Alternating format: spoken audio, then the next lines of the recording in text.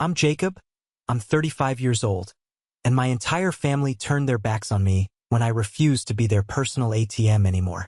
Before I tell you how I legally dismantled the life they took for granted, let me know where you're watching from in the comments. It's good to know you're out there. It all came to an end at a place that smelled of truffle oil and entitlement. My younger brother, Ethan, was celebrating his 27th birthday at one of those ridiculously overpriced downtown restaurants where the portions are small but the bills are huge. I knew, of course, that I was the one indirectly paying for it all. I always was. My niece Lily, who I have had full legal custody of since my sister passed, held my hand tightly. She was 9 years old, all wide eyes and a heart so pure it almost hurt to look at. In her other hand, she clutched a small, clumsily wrapped box.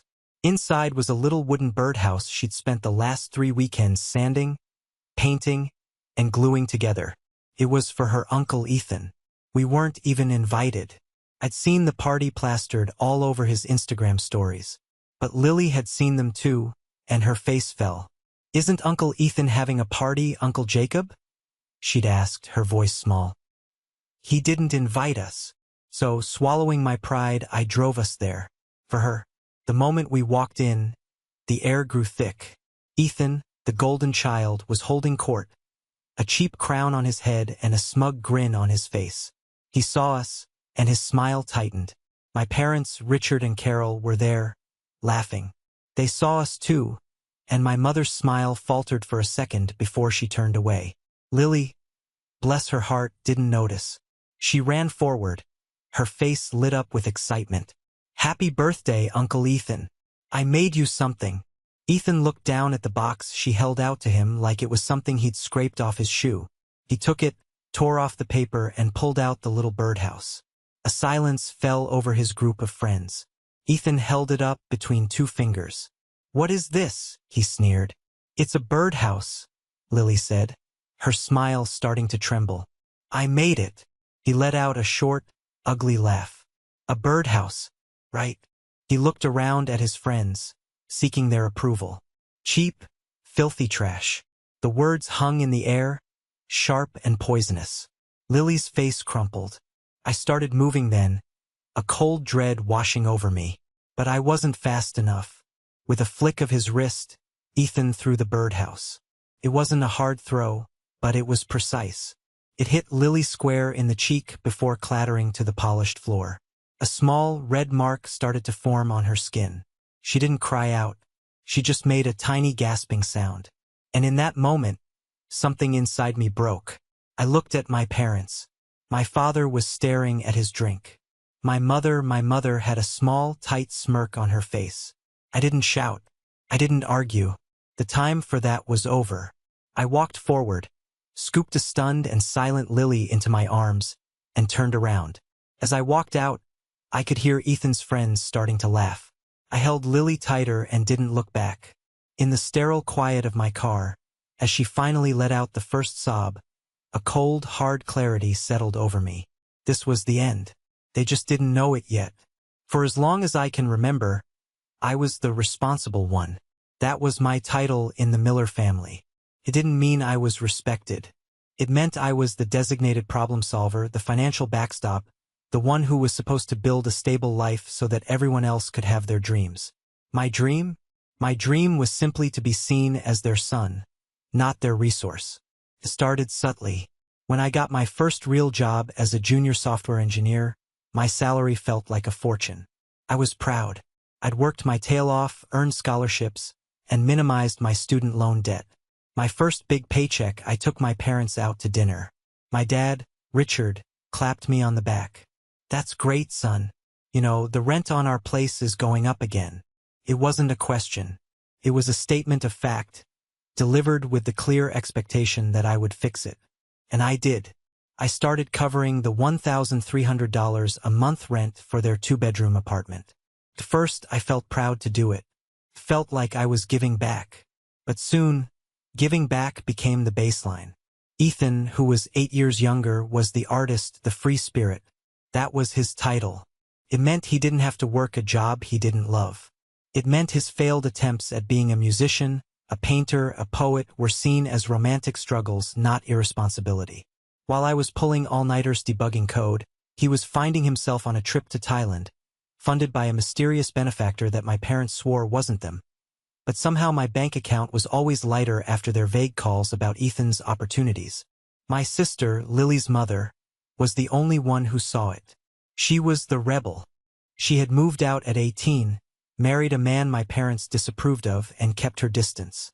"They're users, Jacob," she told me once, over a rare coffee. "They see you as a retirement plan, not a son." I'd brushed it off, hurt by her cynicism. I see now she was just being honest. After she and her husband died in that horrific car accident, I fought for custody of Lily. It wasn't easy. My parents made a half-hearted attempt talking about family values, but when they realized it meant actual responsibility and financial cost without a return, they backed off. Getting custody of Lily was the single best thing I ever did. She became my world. My successes were always met with a new expectation. I got a promotion and a significant salary increase. My mother, Carol, called me the next day. "Jacob, honey, that's wonderful. Ethan's car is on its last legs. A young man needs a reliable vehicle to get to his additions. So I bought him a car. A brand new, top-of-the-line BMW. Not because I thought he deserved it, but because I was tired. I was tired of the guilt trips, the passive-aggressive comments, the endless, draining manipulation. I thought maybe, just maybe, this grand gesture would finally be enough. It would buy me peace. Didn't. It just raised the stakes. It proved to them that the well would never run dry. I remember showing them my plans to buy my own small house, a place with a yard for Lily. My father looked at the blueprints and said, "Looks a bit small. Are you sure you'll have room for us when we get older?" Every conversation was a transaction. My love and effort were inputs, and their expectations were the only output. They never asked about my stress, my work, my life. They only asked about my salary. They didn't see me. They saw a solution. And Ethan. They saw him as the family's soul, the one worth investing in, while I was just the guy who paid the bills for the investment. About 6 years ago, Ethan came to me with what he called a once-in-a-lifetime opportunity. He'd discovered a passion for pottery. He wanted to open a boutique ceramic shop in the trendy part of town. He came to my apartment, not with a vague idea, but with a full-blown business plan. It was glossy, well-designed, and filled with projections. A 30% profit margin, breaking even in 18 months, tapping into the tourist market. I was skeptical. I'd seen a dozen of Ethan's passions fizzle out, but this time felt different. He seemed serious. He'd done research, and my parents, they were glowing. "Isn't he brilliant, Jacob?" My mother cooed, looking at the proposal. "He has my artistic flair. He just needs a little push." My father nodded gravely. "This is it, son. This is the one that puts the Miller name on the map. You have to help your brother." The ask was for $70,000. It was a staggering amount of money. It was a huge chunk of my savings, the money I was setting aside for Lily's college fund, the down payment on that house with the yard. I hesitated. Every rational part of my brain was screaming no. But then I looked at their hopeful faces. I looked at Ethan, who for the first time seemed to be looking at me with something other than entitled expectation. Maybe this was it. Maybe this was the thing that would finally make him self-sufficient. Maybe this would get them all off my back. Maybe this would finally make us a normal family. But I wasn't a complete fool. The engineer in me took over. I told them I would consider it, but under very strict conditions. This wouldn't be a gift. It would be a formal business loan. I hired a lawyer, a man named Mr. Harrison, a sharp, no-nonsense professional. I wanted everything buttoned up and legally airtight. He drew up a contract. The loan was for 5 years at a 5.5% interest rate, with monthly payments of $1,400. The principal was due at the end of the term, and I insisted on one more thing: collateral. "What do you mean, collateral?" Ethan asked, his confident demeanor faltering for the first time. I said, looking him straight in the eye, "that if you default on this loan, I need security.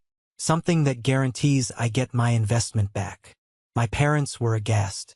Jacob, this is your brother. You don't trust him? My mother cried. This isn't about trust, Mom. This is business, I said, my voice firm. The brand new BMW I bought you, Ethan. That's the collateral. You'll sign the title over to a holding company managed by Mr. Harrison. As long as you make your payments, it's your car. If you stop, it's not. There was a tense silence. Ethan looked at my parents, expecting them to fight for him. But he wanted the money more than he wanted the argument. He reluctantly agreed. He signed the papers. My parents signed as witnesses, their smiles thin and forced. I transferred the $70,000. As I watched the numbers leave my account, a part of me felt sick. But another part, a naive, hopeful part, whispered that this was it. This was the investment that would finally pay off, not in money, but in peace. I was wrong. It was just the price of admission to the final, devastating act of our family's drama. For the first 6 months, it actually worked. A direct debit of $1,400 left Ethan's account and entered mine on the first of every month. The store, Earthen Forms, opened with a small local buzz. His Instagram page filled with photos of tastefully arranged pots and smiling tourists. He had over 2,000 followers. My parents would send me every positive comment, every little mention in a local blog. See? We told you he had it in him, their texts would read. I allowed myself to feel a flicker of pride, of relief. Maybe I had been too cynical. Maybe he had finally grown up. The first missed payment came in the 7th month. The direct debit bounced. When I called him, he was full of apologies. Oh man, Jacob, so sorry. Switched bank accounts, the autopay got messed up. I'll send it over right now. He did, a day later. The next month, it was late again. This time, the excuse was a big kiln repair. Cost a fortune. Bro totally wiped me out. Can I get it to you next week? The excuses became a monthly ritual. A slow supplier. A bad tourist season. An unexpected tax bill. Each one was delivered with a casual, almost bored tone, as if my $70,000 was a minor inconvenience he had to deal with. My colleague David, one of the few people I considered a true friend, noticed the strain on my face. I eventually told him the whole story. He listened patiently, then shook his head. Jacob, you're a brilliant engineer, but you're a terrible investor when it comes to your family. This isn't a business. It's a money pit with a pottery wheel in it. You need to pull the plug. I defended Ethan, but my words felt hollow even to me. The real alarm bell rang on a Friday afternoon. I had to pick up a document from a client near Ethan's shop, so I decided to stop by, see how things were really going. It was 3 p.m., prime time for retail in that area. The shop was dark. A closed sign hung crookedly in the window. Peering through the glass, I could see a layer of dust on some of the shelves. A few wilting plants sat by the window. It didn't look like a thriving business. It looked abandoned. I called Ethan. He answered on the 3rd ring, his voice loud over the sound of music and laughter. Hey, bro, what's up? I'm outside your shop, I said, trying to keep my voice even. It's closed. There was a slight pause. Oh yeah, had to run some errands. Supplier stuff. You know how it is. It's 3 p.m. on a Friday, Ethan. Your lights are off. Just mark it as a slow day, man. Give me a break, he said, his voice laced with annoyance. Then I heard a friend shout his name in the background. Gotta go. We'll talk later. He hung up. I stood there on the sidewalk, the phone still pressed to my ear. He wasn't at a supplier. He was at a bar or a party. And that's when I saw it, tucked under the windshield wiper of his gleaming BMW parked across the street. A bright yellow parking ticket. I walked over. As I got closer, I saw something else on the passenger seat. It was a receipt from a fancy steakhouse from the night before. The total was over $400. For $100. For one meal. While he couldn't pay me the money I'd loaned him. The money for Lily's future. I didn't say anything. I just drove home. A cold knot tightening in my stomach. The cracks were no longer just cracks. The entire foundation was beginning to crumble. And I had a terrible feeling that I was the only one who was going to be buried in the rubble. The week of Ethan's 27th birthday arrived, and I heard nothing. No call, no text, no invitation. I told myself it didn't matter. I was busy with a major project at work, a potential promotion on the line. I was spending my evenings helping Lily with her homework and her new passion project. She had discovered woodworking, of all things, in a school art class, and she was obsessed. Our small apartment balcony was now a makeshift workshop, covered in sawdust. I found out about the party the way you find out everything these days, through the curated, deceptive glow of social media. It was a Wednesday night. Lily was asleep, and I was scrolling through my phone, my mind numb from a long day of coding. And there it was, a post from one of Ethan's friends.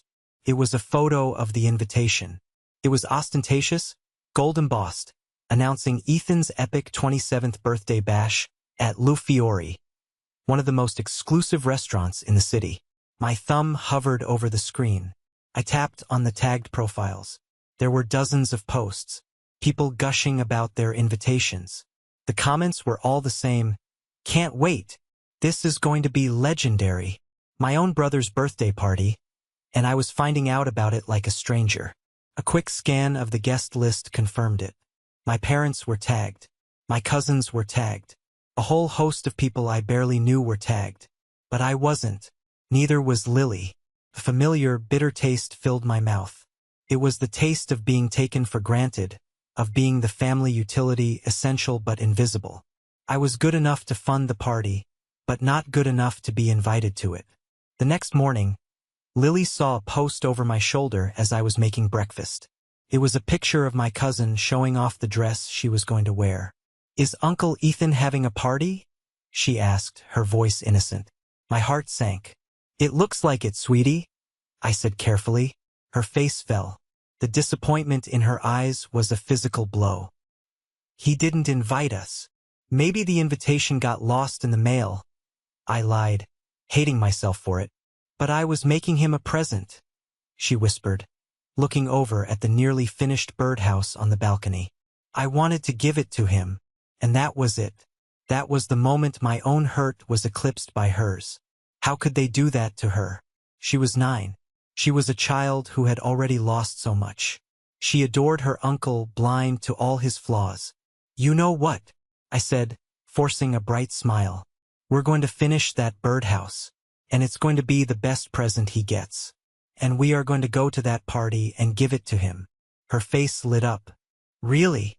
Absolutely?" I said, my voice full of a conviction I didn't feel. "He's your uncle. We're family. Of course we're going." So we spent the next 2 days putting the finishing touches on the little wooden house. Lily carefully painted tiny blue flowers around the entrance. She insisted on wrapping it herself, using her favorite unicorn wrapping paper. Holding that lumpy, heartfelt gift in my hands, I knew I was walking into the lion's den. I knew it would be awful. I knew it would be humiliating. But I had to do it for her. I had to let her believe, for just a little while longer, in the idea of a family that loved her back. I had no idea that I wasn't just walking into an ambush. I was walking toward the very moment that would finally set me free. The air inside Le Fiori was thick with perfume and the sound of forced laughter. We stepped inside, and it felt like the record scratched. The conversations near the door dipped, and heads turned. We were clearly not on the guest list. I was wearing a simple button-down shirt and slacks. Lily was in her favorite pink dress. We were a stark contrast to the designer labels and flashy jewelry that filled the room. I saw my mother, Carol, first. She was holding a glass of champagne, mid-laugh with one of her friends. Her eyes met mine, and the laughter died on her lips. A flash of annoyance crossed her face before she replaced it with a brittle smile and turned away, deliberately ignoring us. Ethan was across the room, surrounded by a crowd of sycophants. He looked like a king on his throne. Mark, his so-called business partner and chief enabler, spotted us and nudged him. Ethan's head snapped in our direction.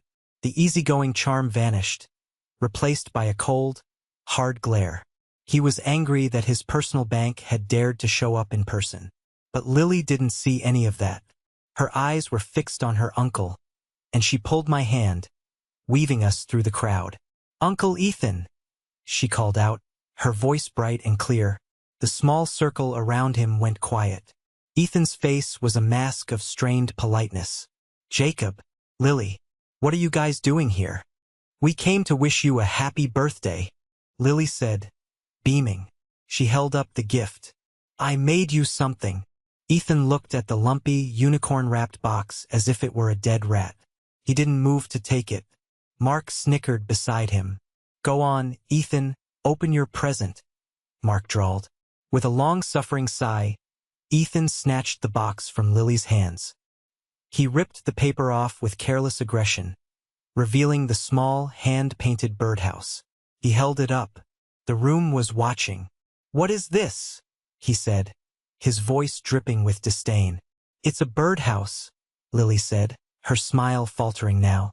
She could feel the chill in the air. "For the birds in your yard. I made it myself." Ethan let out a cruel, barking laugh. It wasn't a laugh of amusement. It was a laugh of mockery.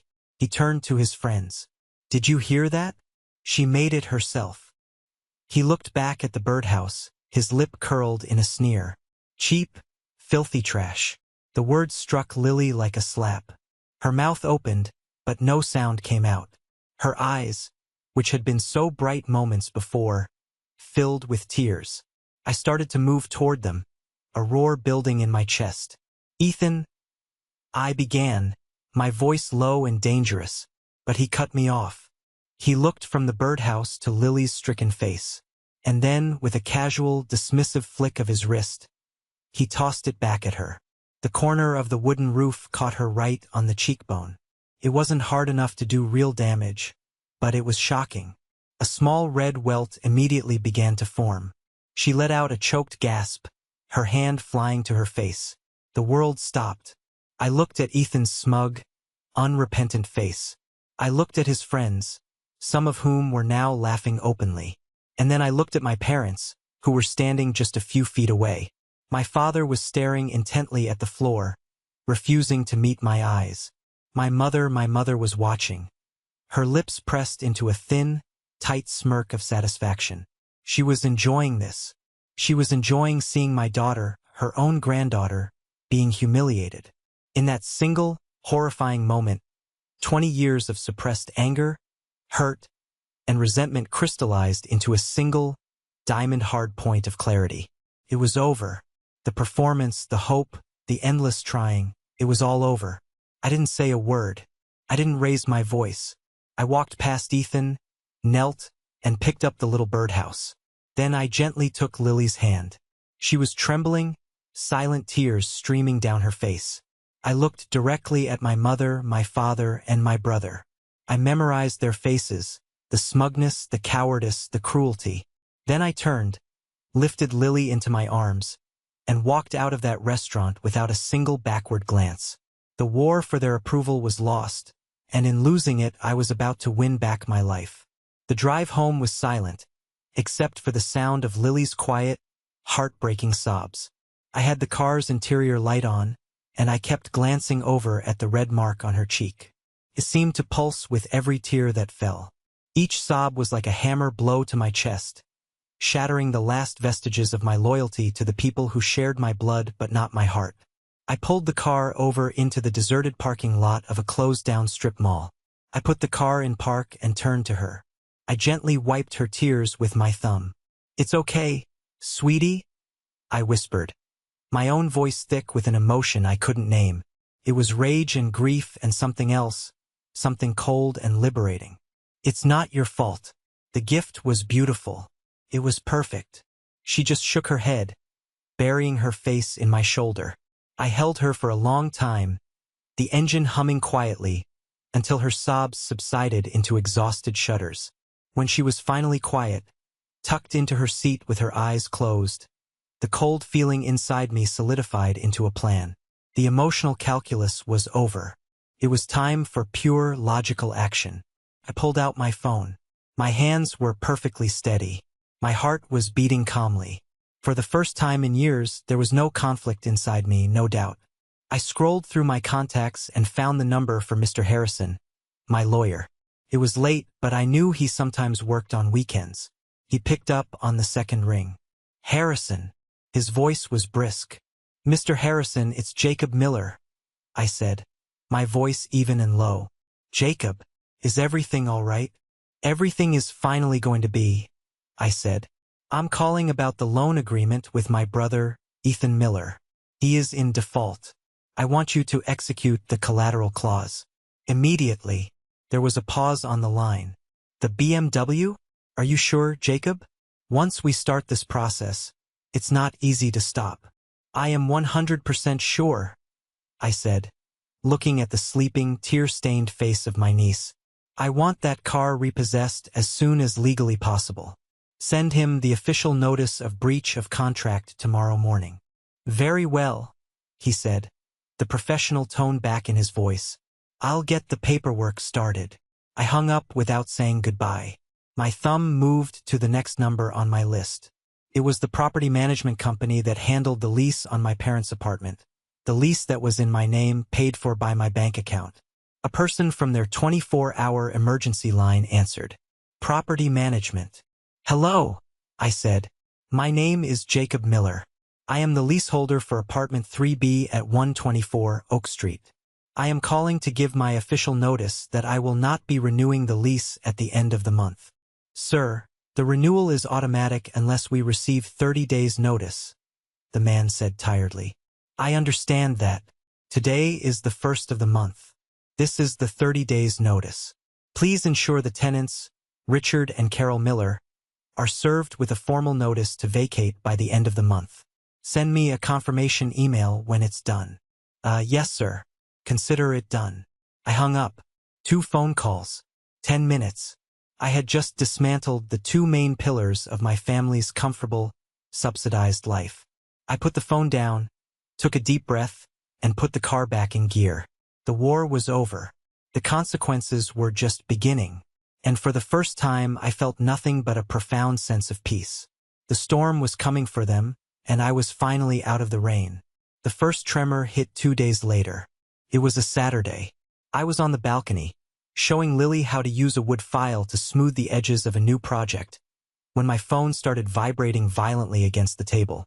The screen flashed, Ethan. I let it go to voicemail. He called back immediately. I ignored it again. On the third try, I sighed, motioned for Lily to keep working, and answered, putting it on speaker. What did you do? His voice was a raw scream, filled with panic and disbelief. I have no idea what you're talking about, Ethan, I said calmly, my voice loud enough for the phone to pick up clearly. Don't play dumb with me. A tow truck just showed up. A tow truck? Jacob, they're hooking up my car. They have a piece of paper that says you ordered it. This is my car. Correction, I said, picking up a piece of sandpaper and demonstrating a smooth, even stroke for Lily. It was your car. It was also the collateral on a $70,000 business loan that you defaulted on. Read the contract you signed. There was a sputtering on the other end of the line. Contract? What contract? That was just family stuff. You can't do this. I can, I said simply. And I have. You see, when you stop making payments on a loan, the lender is entitled to seize the collateral to recoup their losses. It's standard business practice. You wanted to be a businessman, Ethan. Welcome to business. I could hear the tow truck's engine roaring to life in the background. His panic escalated into pure rage. You're dead to me. You hear me? You're a monster. How could you do this to your own brother? The same way you could throw a gift in your 9-year-old niece's face, I said, and my voice was suddenly like ice. The same way you could humiliate a child who adored you. This conversation is over, Ethan. Talk to my lawyer from now on. I hung up before he could respond. I blocked his number. I looked at Lily. She was watching me, her eyes wide. I gave her a small, reassuring smile. Some adult stuff, sweetie. Nothing for you to worry about. She nodded and went back to her work. The phone buzzed again. A text message from a number I didn't recognize, but I knew who it was from. You will regret this. Mom and Dad are going to destroy you. I deleted the message without replying. Let them try. They were about to find out that the foundation they thought they were standing on was actually my hand, and I was finally letting go. The pebble had been dropped. The avalanche was next. The avalanche hit the following Tuesday. It was another phone call, this time from my mother. Her number was not blocked. Not yet. Unlike Ethan's frantic rage, her voice was a high-pitched shriek of pure fury. Jacob Daniel Miller. You have 5 seconds to explain this piece of paper I'm holding. Hello, Mother, I said, my tone placid. I was at my desk reviewing code. I put my headphones on, but left one ear open. Don't you hello, Mother me. It's an eviction notice. An eviction notice. It says we have to be out by the end of the month. This is our home. Technically, I said, correcting a syntax error on my screen. It's a rental property for which I hold the lease. A lease I have chosen not to renew. Since you are not on the lease, the legal term is a notice to vacate. I could practically hear the steam coming out of her ears. You're throwing your own parents out on the street? After everything we've done for you? After all the sacrifices we made? Sacrifices? I asked, and now my voice was genuinely curious. I stopped typing. Please enlighten me. What sacrifices are we talking about? We raised you. We fed you. We sent you to a good school so you could get that fancy job of yours, she screeched. And then, in her rage, she made her biggest mistake. She finally said the quiet part out loud. I always told Ethan that you owed him this. You owed us all. You got the good brain, the easy path. He was the sensitive one, the one who struggled. It was your duty to take care of him, to make up for the fact that you had it so easy. This is how you repay us? By treating him like a criminal and making us homeless. That was it. Twist foo too. It wasn't just passive favoritism. It wasn't just overlooking Ethan's flaws. It was a calculated, long-term philosophy. They had actively taught my brother that he was entitled to my life's work. They had poisoned him against me from the start, framing my success not as something I had earned, but as a debt I owed to him. My throat tightened, not with sadness, but with a clarifying rage. All the years of feeling guilty, of feeling like I was never doing enough, it was all a lie they had manufactured. Thank you, Mom, I said, my voice eerily calm. Her tirade stopped short. What? Thank you for finally being honest with me. You've made this all so much easier. I hung up the phone. Then I blocked her number. I blocked my father's number. I went through my contacts and blocked every aunt, uncle, and cousin who had ever acted as their flying monkey. The wall hadn't just crumbled. I had taken a sledgehammer to it, and I was finally stepping out into the light. For a few weeks, there was a strange, unnerving silence. It was the calm before the final, desperate assault. I knew they wouldn't go quietly. They had lost their leverage, so their only remaining weapon was shame. I had just moved my team to a new office building downtown. It was sleek, modern, all glass and steel, a symbol of the success I had built for myself. The new location was confidential. I hadn't told any family members. I wanted a clean break, but I had underestimated their resourcefulness, and I had overestimated the loyalty of others. I was in the middle of a team meeting, whiteboarding a complex data flow, when my phone buzzed with a text from David. He sat across the table, and he gave me a subtle, worried look. The text read, "You have a situation in the lobby." Code red. A cold feeling washed over me. I excused myself from the meeting and walked towards the front of the office. Through the glass walls of the conference rooms, I could see heads turning. As I got closer to the main lobby, I could hear a woman's raised, theatrical sobs. And then I saw them. My parents, Richard and Carol, stood in the middle of our pristine, minimalist lobby. My father looked haggard, his face pale. My mother was putting on the performance of a lifetime. Tears streamed down her face as she clutched a large, hand-painted cardboard sign. In messy, dripping red letters, it read, "Our rich engineer's son evicted his sick, elderly parents." My father held a similar sign, "Homeless because of corporate greed and a heartless son." My colleagues were gathered in small, whispering groups. The receptionist looked mortified. My mother was telling a sob story to a few of my junior engineers about my father's diabetes, about their medical bills, about how their ungrateful son, who earned a huge salary, had thrown them out into the cold over a small family disagreement. I felt a hot flush of shame creep up my neck.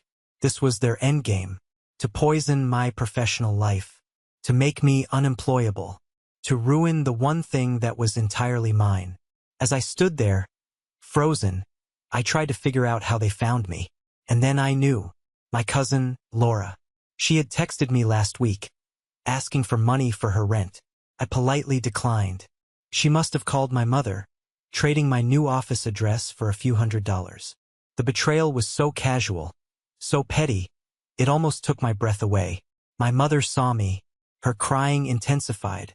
"There he is," she wailed, pointing a trembling finger at me. "There's the son who would rather see his own father die than part with a single dollar. Tell them, Jacob, tell your fancy friends why your parents are being forced to live in a motel." The entire office was silent, watching me. This was their checkmate. They thought they had me cornered. They thought I would crumble under the public pressure, that I would cave in and give them everything they wanted just to make this nightmare stop. They had no idea who they were dealing with anymore. They were about to learn that you don't corner an engineer with a problem. You just give him a data set and a clear objective. And my objective was to end this permanently. Just as the silence stretched to an unbearable point, a calm, authoritative voice cut through the tension. "What seems to be the problem here?" It was Mr. Peterson, our CEO. He was a distinguished man in his 60s, with sharp eyes that missed nothing. He had seen the commotion from his office. My mother immediately turned her performance on him. "Oh, sir, thank God. This is my son, Jacob. We are just simple people, and he's become so successful he's forgotten where he came from. He's evicting us, his own parents." Mr. Peterson held up a hand, stopping her mid-sentence. He looked at me, then at my parents, then at the gawking employees. "My office," he said, his voice leaving no room for argument. "Now." We walked the longest walk of my life down the hall to his spacious corner office. My parents, looking triumphant, followed him in. I took a deep breath and entered last, closing the door behind me. "All right, Mr. and Mrs. Miller," Mr. Peterson said, sitting behind his large desk. "Let's hear your side." For the next 10 minutes, they spun a masterful tale of woe. They painted me as a cold, materialistic monster. They talked about their sacrifices, Ethan's artistic soul being crushed, a small loan between family that I had twisted into a weapon. They talked about my father's fragile health, and how the stress of homelessness could trigger a fatal diabetic episode. It was a symphony of manipulation, and they were masters of their craft. Mr. Peterson listened patiently, his face unreadable. When they were finished, he turned to me. "Jacob." This was it. The final move. I didn't raise my voice. I didn't get emotional. I reached into my briefcase and pulled out a folder. I placed it on the polished surface of Mr. Peterson's desk. "Sir," I began, my voice steady, "everything my mother said is a carefully constructed fiction. Here are the facts." I opened the folder. This is a copy of the legally binding loan agreement for $70,000, drafted and executed by my lawyer, Mr. Harrison, and signed by my brother, with my parents as witnesses. It clearly outlines the terms and the collateral. I slid a second document out. This is a full record of the payments. As you can see, payments became sporadic after 6 months and stopped completely 3 months ago. A clear breach of contract. I then pulled out my phone and placed it on the desk, displaying a photo. It was a picture of Lily's face, taken the night of the party, the red mark on her cheek still visible. "And this," I said, my voice dropping, "is what happened when my 9-year-old niece, who was in my full legal custody, tried to give my brother a birthday gift she had made for him. He called it trash and threw it in her face in front of 50 people, including my parents, who did nothing but laugh. A stunned silence filled the room. My parents' faces had gone from triumphant to ashen. They hadn't expected me to bring receipts. But I wasn't done. This was the moment for the final, devastating truth. This was the checkmate.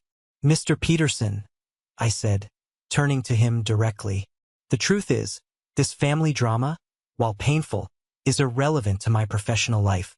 They believe they have power over me because they think I am dependent on this job's salary to support them. They are mistaken. I took a breath. As you know, my team and I have been working on the Apex project for the last 6 months. I'm pleased to officially report that this morning, the client signed the final contract. It's a $5 million deal for this company. Mr. Peterson's eyebrows shot up. A slow smile spread across his face. And I continued, looking straight at my speechless parents. As a result of that success, Mr. Peterson and the board have offered me a promotion. Effective immediately, I am the new director of project development, with a salary increase that makes the $70,000 they are fighting over look like a rounding error. So you see, I don't need to ruin my reputation to get my money back. I don't need them for anything. They, however, have just shown their true colors to the CEO of the man they were hoping to continue extorting. The silence in the room was absolute. My father's jaw was slack. My mother's hand was at her throat, her face a mask of pure, ugly disbelief. They had come here to destroy me, but they had only succeeded in destroying the last shred of their own credibility. They had played their last card, and it was a bluff. I was holding a royal flush. This was the moment that changed everything. The moment I finally reclaimed my power and my life. Thank you for staying with me to this point. You have no idea how much it means. Please help me out by liking this video and commenting with the number 1 down below, just so I know you made it here with me. Your support not only helps more people find the story, but also validates that my experiences matter. It's the fuel that keeps me going. Mr. Peterson stared at my parents for a long, silent moment. Then he pressed a button on his desk intercom. "Security," he said, his voice calm but laced with steel. "Please come to my office and escort 2 individuals from the premises. They are no longer welcome in this building." My mother let out a small, strangled gasp. My father just sagged in his chair, looking 100 years old.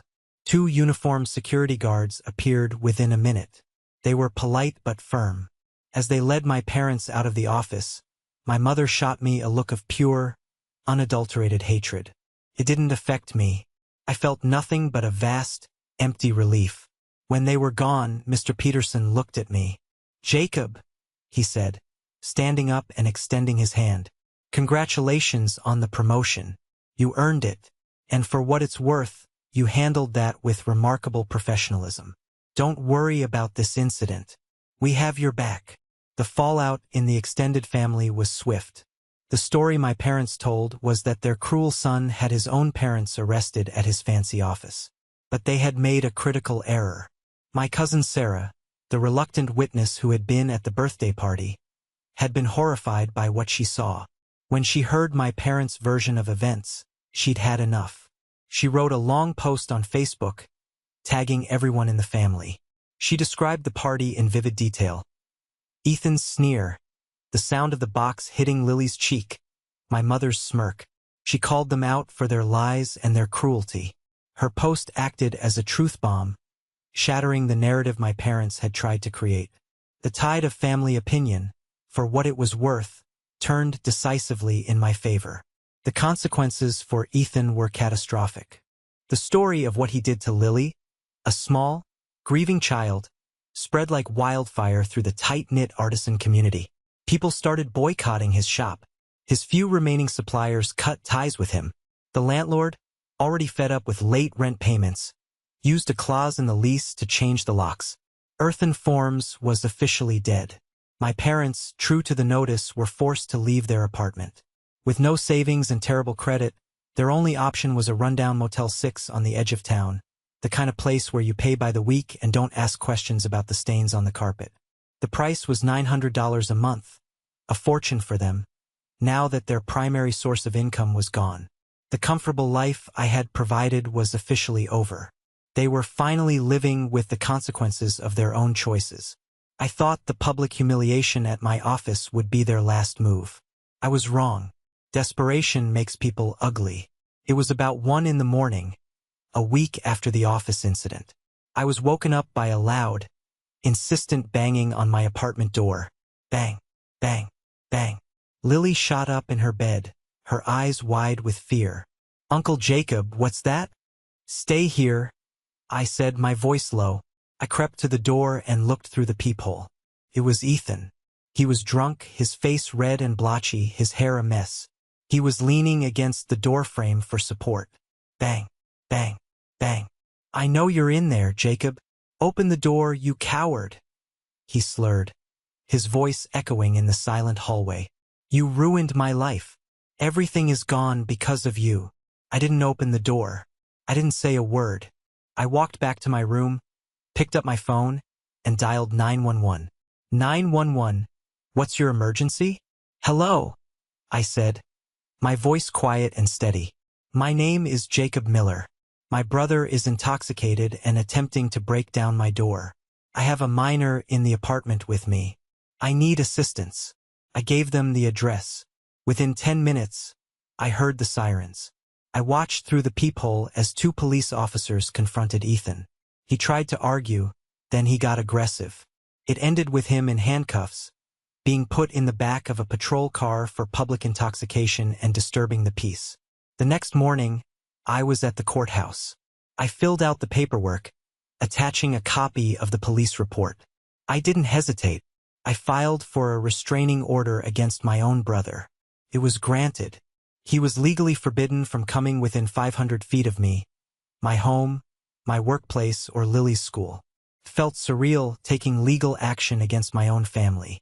But it wasn't really family anymore, was it? It was just a group of people I used to know, people who had become a threat to the safety and peace of the one person who mattered most to me. The door I had refused to open for Ethan that night was more than just a physical barrier. It was a symbol. It was the final, uncrossable line. I had locked them out of my life and I had thrown away the key. A year can change everything. The first thing I did after getting the restraining order was move. I used my new director's salary to buy a small house in a quiet, green suburb an hour away from the city. It wasn't huge, but it had a yard with a big oak tree and, most importantly, a 2-car garage. We changed our phone numbers. I got a new, unlisted email address. We effectively disappeared from the lives of anyone who could be a conduit for toxicity. The silence was bliss. That garage became our sanctuary. I converted one half of it into a proper woodworking shop for Lily. We spent our weekends there. The air filled with the scent of sawdust and wood stain. I taught her how to use a jigsaw, how to measure twice and cut once. Her skill, her focus was astounding. The clumsy birdhouse was replaced by intricate jewelry boxes, carved animal figures, and beautiful, smooth-sanded picture frames. The work healed her. It gave her a way to pour her creativity and her grief into something tangible, something beautiful. Healed me, too. Watching her create, watching her smile again, a real, unburdened smile. It was the greatest return on investment I could ever imagine. My life at work blossomed. Freed from the constant emotional and financial drain of my family, I could focus all my energy on my new role. I led my team to successfully launch 2 more major projects. Mr. Peterson became a mentor to me.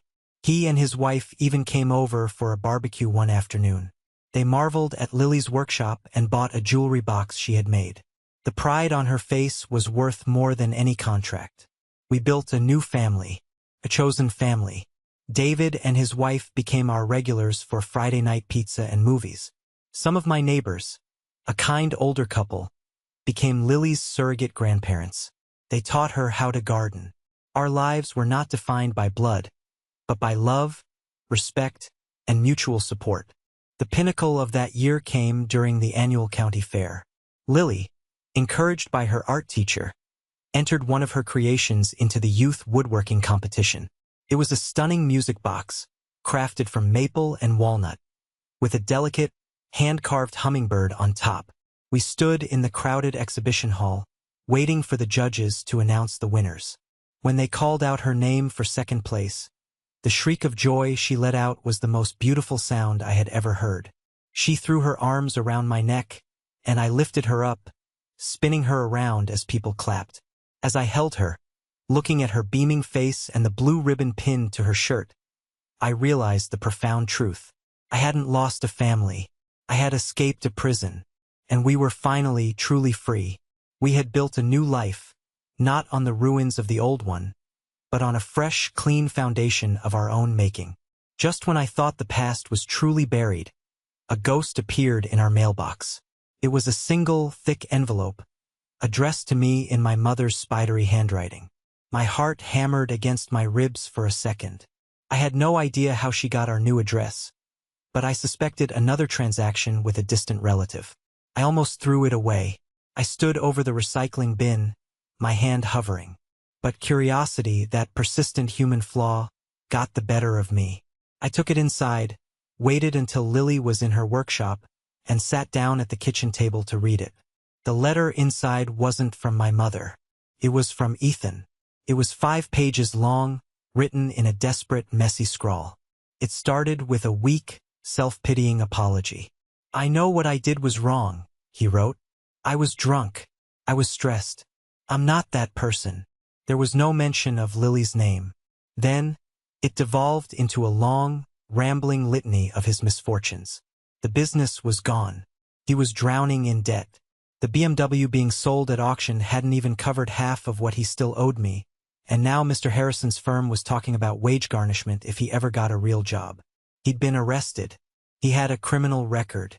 He couldn't find work. He was living on a friend's couch. The second half of the letter was about our parents. Their life in the motel was a nightmare. My father's health was failing. His diabetes was out of control, and without the good insurance I used to provide, his medical bills were piling up. My mother had taken a second job as a cleaner, her hands raw and chapped. He painted a grim, Dickensian picture of their suffering. Every sentence was crafted to elicit guilt. He wrote about the good times when we were kids, the memories I had long since realized were illusions. He talked about family, and blood, and forgiveness. And then came the real purpose of the letter. The final paragraph. "I know I have no right to ask," he wrote, "but I am begging you, Jacob. Not for me. For them. They need you. I need you. We are broken without you. We made a terrible mistake. Please, just one last time, help us. We can't survive without you." I read the letter twice. The old Jacob, the Jacob from a year ago, would have been torn apart by it. He would have felt the crushing weight of responsibility, the stab of guilt.